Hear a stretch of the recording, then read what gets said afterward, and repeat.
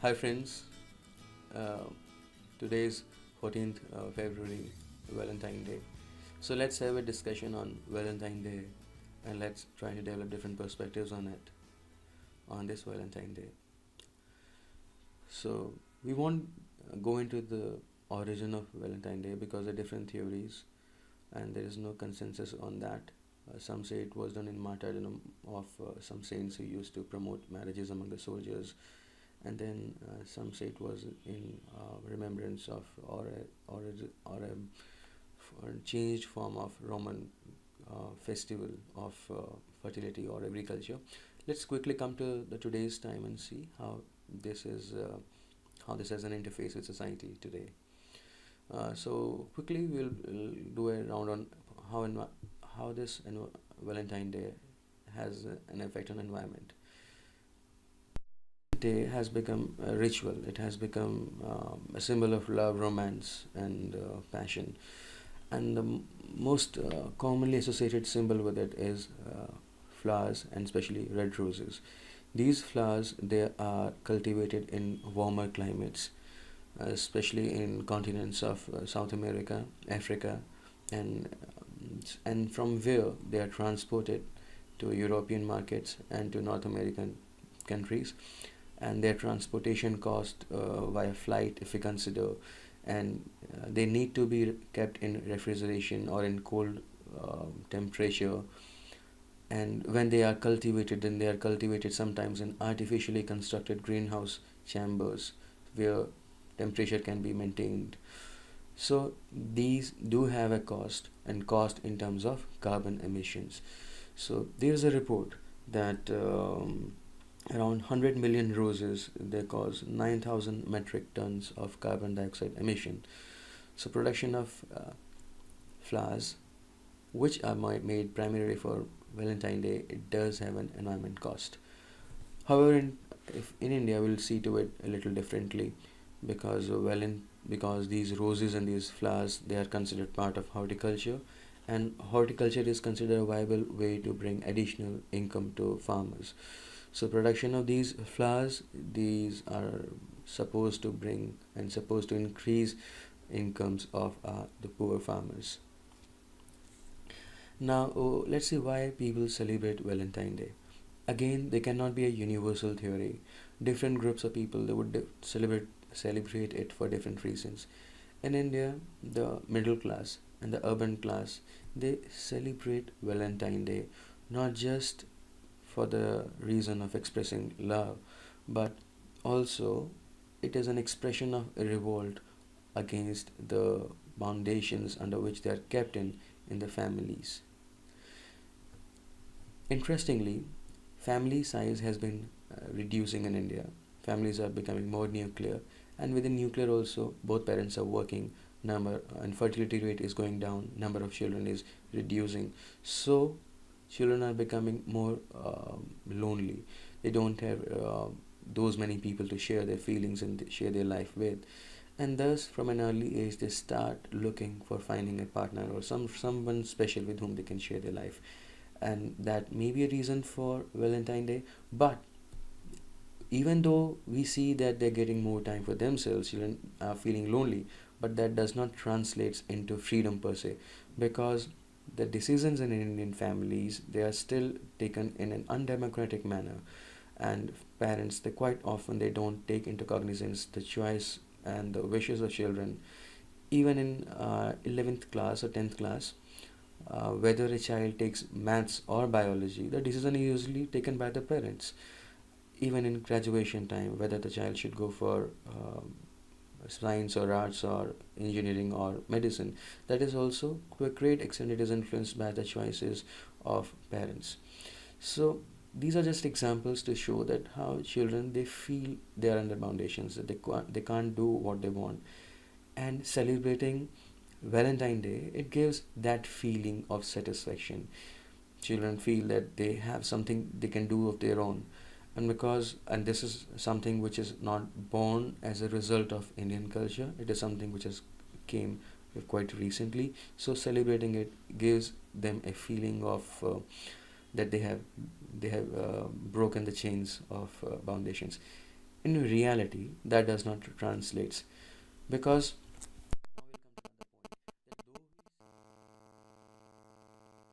celebrations around uh, these Valentine days, we don't see a proportionate increase in love marriages taking place in India. Marriages in India, they still largely take place within the counters of arranged marriages, driven by patriarchal factors. In fact, dowry is still very common. So, on the one hand, you see Valentine Day celebrations, which is increasing. On the other hand, you see that dowry is intact, arranged marriages are intact. So, maybe this also shows us the hypocrisy that young people, maybe they want the best of both worlds.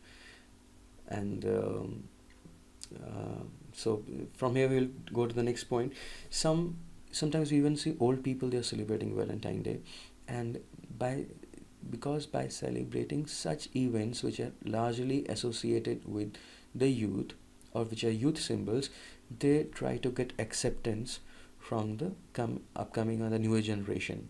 They want to show that the generation gap is not as wide and as elaborate, and they also want to escape from the ageism. That is, they want to break those stereotypes which have been built around old age people, that they, as if that they are very they are very stubborn, they are not ready to accommodate the thoughts of new generation. There are also people who celebrate Valentine Day, and they have given a wider interpretation to it. They see Valentine Day not just as a way of finding your partner for romance, but they also see it as a way to express your love towards your parents or towards your siblings. That is, they don't see it just as something which celebrates conjugal bond. They also see it something which celebrates kinship bonds. So, in this way, they have given a wider interpretation to uh, Valentine Day, and this reminds us of the fact that some culture or ideology, if it has to sustain for a long time, it must broaden its ambit, it must incorporate more elements in it, and it should take a moderate stance. When it can take more people, more thoughts in its ambit, then it has a greater chances of continuity. Then reaction towards Valentine Day. These are interesting because Valentine Day celebrations in India, they have been a target of criticism, not only from the right but also from the left groups.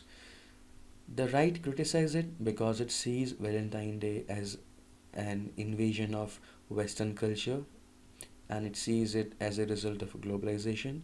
It sees it as a moral corruption. It sees is that the normal family ties would erode and value system would change, and thus various conservative groups, fringe elements like Bajrang Dal, and even political parties, sometimes like Shiv Sena, they openly gave threat against celebration of these Valentine Day festival. The Indian left groups, the left also criticize Valentine Day, as it sees that Valentine Day is widening the gap between the capitalists and the working class, and they see that commercialization has given capitalists more ways to exploit the workers. The left believes that the working class and the rural poor, they are left out. They are they're getting more geographically, socially, and culturally isolated from the rest of the people. Now, the most important and there's one more reaction which comes to it, and that is like Matra Pitra Divas. Like some people say that instead of showing your affection towards your lover, you should show your affection and devotion to your parents. These thoughts have been there for a long time, but now they have been more popularized by a group, a sect of Asharam Bapu. But the person is caught in some controversies and crimes of a sexual nature against some young girls, and the case is going on in the court. But then there are debates around it, that why should we fix a day for expressing our love? And in fact, why should we even fix a day for expressing love for parents also? In the West, there have been days like Father's Day, Mother's Day, and so on. In India, people say that we don't need specific days for it, and the reason that why these days are popularized, it is because of the interest of the business groups, that is the capitalists. There are many companies like Archie's which engage in production of gifts and greeting cards. They churn out huge revenues on these days. In America, people sometimes criticize Valentine Day. They call it a Hallmark Day, as if that day is basically bringing benefits to the companies engaging in the production of gifts. So there are these thoughts also, that these festivals like Valentine Day, they have been popularized in India at the behest of these capitalist companies which engage in these business activities. And um, and that does carry some element of truth also, because this Valentine Day before 2000 or late 1990s, it didn't have any grounds of popularity in India. Now, gifts are exchanged on Valentine Day, and the most popular gifts are chocolates, red roses, and teddy bears. Now, if we talk about teddy bear, it is something very innocuous. It's look, what would be something anything wrong in it? Yes, there's nothing wrong in it. But when I see teddy bears, which are displayed in shops, I'm shocked to see that most of the time that those teddy bears, they are very light colored. They are very fair in their appearance. You can even Google teddy bear right now, or search teddy bear India, and most of the choices which would appear would be very fair color teddy bear, which is very contrary to the fact that most of Indians, they have brown color. And if at all a toy has to be representation of a human being, or even if it has to be representation of the animal itself, most of the most of the bears found in India, they are brown or black in color. In fact, the first teddy bear which was created in the world uh, in early 20th century, even that was brown in color. But now slowly we are creating more and more light colored or creamish teddy bears, which smacks of racism, and it also sends wrong signals, because children learn this way, that anything which is adorable would should be light colored.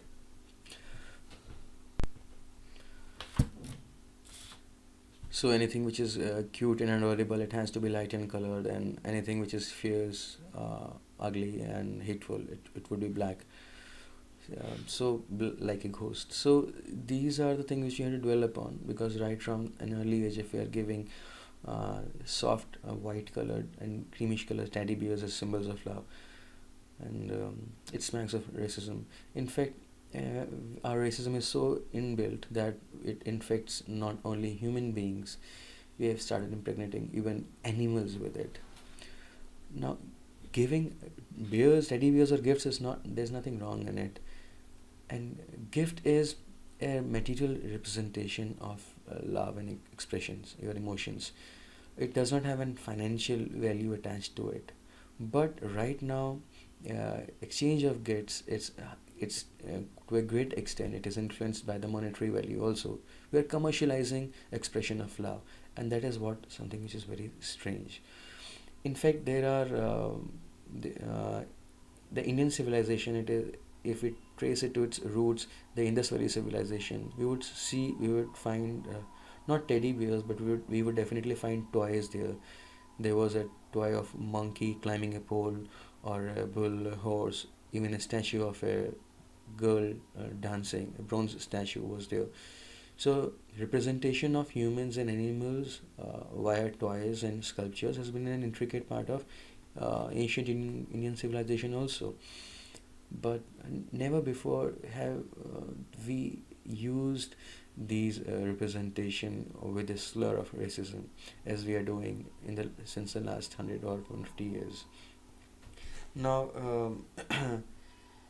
While we I now if you see, there are 7 days which are built around these 6 or 7 days. Valentine Day, like Rose Day, Propose Day, Chocolate, Teddy Day, Promise Day, Kiss Day, Hug Day, etc.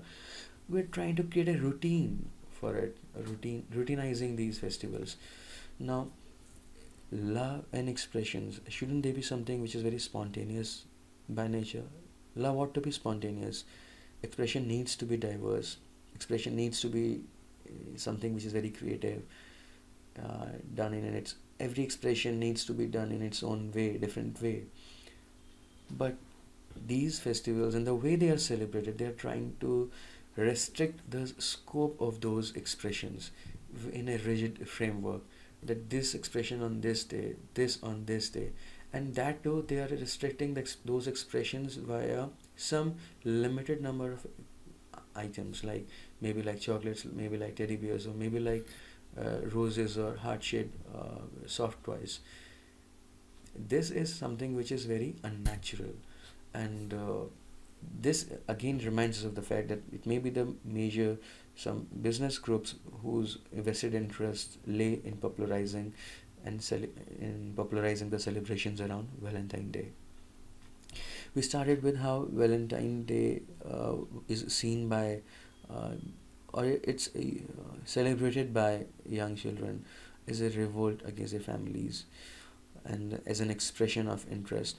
Though we see uh, that is increasing, that is, celebrations are increasing, but proportionate increase in love marriages is not taking place. Marriages still continue to take place in a very patriarchal manner by arranged marriages. And interesting part is that even arranged marriages which take place, many times couple they prefer to marry on 14th of February, and just because they understand the value, and they want to associate, they want to show themselves that there is also an element of love involved in it, and they want because of the popularity of this culture of Valentine Day. Behind, if you behind those marriages, if you go and you investigate, you'll find heaps of dowry items placed, which speaks of patriarchy. But from the front, they will try to project an image as if they have been all about spontaneous love and romance, but just by selecting 14th of February as a day of marriage. So, with this, friends, yeah, there's one more thing. If you have to buy teddy bear, try to buy it from someone who has made it in his home, or from a street vendor, from small shopkeepers. Those teddy bears may not be of very good quality, but but they will be not only less priced, but the profit from and the money from your pocket will go into the hands of some needy people also. And human nature, love, and human nature itself is very diverse. It is not perfect. If humans can are not perfect, then why should our toys be so perfect, like wax dolls? No, they shouldn't be. And take your gifts from someone who would be more benefited by your money. There's also one thing: love should be celebrated in all forms, in all shapes, in all sizes, in all in all ways. Then, even though we are promoting this Valentine Day, we are showing its acceptance to it, but ask yourself, if you happen to see a homosexual couple on the street, what would your reaction be? You might giggle, you might laugh, or you might scorn at them. In none of those ways it is natural. I mean, in none of these ways it is acceptable, because it is not it is you are not accepting them, those couples. Love has to be accommodating. If you show yourself as a proponent of Valentine Day, as a bearer of this philosophy of love on this day, then that love should be open to all the sections of people, and not just be restricted to what who fits in your frame of mind. So, with this, I would like to end here, and I hope this discussion was beneficial. We started with how Valentine Day has an interface with environment, how it impacts environment in terms of greenhouse emissions, and how young children, they see it as a revolt against their families, and how old people just sometimes celebrated it to get acceptance from the youth, and how this is promoted by the business groups, how it is criticized by the right wing, how it is criticized by the leftists, and etc. And we saw the racism which is somehow reflected by the kind of toys which are exchanged in it. So thank you and have a good day.